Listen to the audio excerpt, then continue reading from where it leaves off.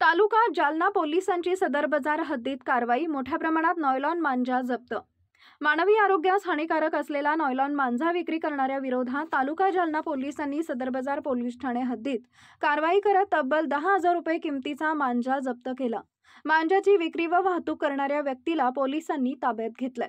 औरंगाबाद छत्रपती संभाजीनगर इथं पतंग उडवताना रस्त्यावर आलेल्या मांजामुळे एका फौजदाराचा गळा कापला गेल्याची घटना काल घडली होती.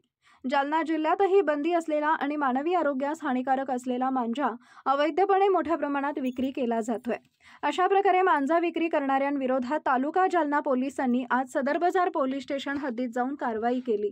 या मांजाची विक्री व वाहतूक करणाऱ्या एका तरुणाला पोलिसांनी ताब्यात घेतल्यानंतर त्यांचे टांगा स्टँड परिसरातील नाल्यावर मांजाची विक्री होत असल्याची दुकानं दाखवली. तालुका पोलिसांनी दुकानाची झडती घेतली असता तिथं विविध प्रकारचा मांजा आढळून आलाय.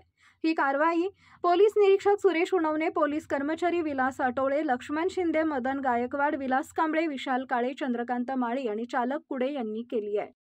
सर, मांजाची काही कारवाई करण्यात आली आहे तालुका पोलीस स्टेशन अंतर्गत?